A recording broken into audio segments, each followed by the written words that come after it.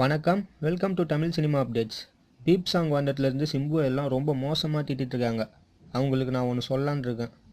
ஒரு படத்தோட வெற்றி எதில் இருக்குன்னா, அந்த படத்தில் வர ஒரு நல்ல சீனாச்சும் ஆடியன்ஸ்கிட்ட போய் ரீச் ஆகிறதுல தான் இருக்குது. வல்லவன் படத்தை சிம்பு எழுதி இயக்கி நடிச்சிருந்தாரு. அந்த படத்தில் ஒரு சீன் வரும். ஒரு பொண்ணு வாமிட் எடுத்துரும். அந்த வாமிட்டை நான் தான் எடுத்தேன் அப்படின்னு சிம்பு கிட்ட ரீமாசன் சொல்லுவா. உடனே சிம்பு, நீ வெயிட் பண்ணு, நான் க்ளீன் பண்ணிட்டு வந்துடுறேன்னு சொல்லிட்டு அவரோட கையால் க்ளீன் பண்ணிட்டு இருப்பாரு.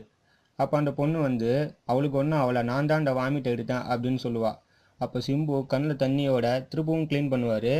நீ பண்ணாத வீடு அப்படின்னு சொல்லுவா அவ. அதுக்கு சிம்பு, எனக்கு ஒரு தங்கச்சி இருந்தால் நான் பண்ண மாட்டேனா அப்படின்னு சொல்லுவார்.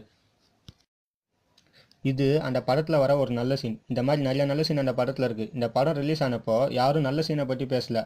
ஃபுல்லாக சிம்பு இப்படி பண்ணாரு அப்படி பண்ணாருன்னு நெகட்டிவாக தான் சொன்னாங்க. சிம்பு 2011 ஏகான் கூட சேர்ந்து லவ் ஆந்தம் அப்படின்னு ஒன்று ரிலீஸ் பண்ணார். அந்த ஆந்தம் பேர் love anthem for world peace. அந்த ஆந்தமோட ஸ்டார்டிங்கில் spread love wherever you go அப்படின்னு தான் ஆரம்பிக்கும். ஆனால் அந்த சாங்குக்கு ஒரு பாராட்டு கூட அவருக்கு கிடைக்கல. சிம்பு வானம்னு ஒரு நல்ல படத்தில் நடித்தார். ஆனால் அந்த படத்துக்கும் ஒரு பாராட்டு கூட அவருக்கு கிடைக்கல. ஒஸ்தி படத்தில் ஒரு பாட்டு வரும், வாடி வாடி கியூட் பொண்டாட்டி அப்படின்னு. அந்த பாட்டை எந்த ஒரு பொண்ணும் கேட்டால் தனக்கு வர ஹஸ்பண்ட் இப்படி இருக்க மாட்டாரா அப்படின்னு கண்டிப்பாக நினைப்பா. இதே மாதிரி தான் போடாப்பொடியில் ஒரு பாட்டு வரும், அப்பா அம்மாவனே வாடா அப்படின்னு.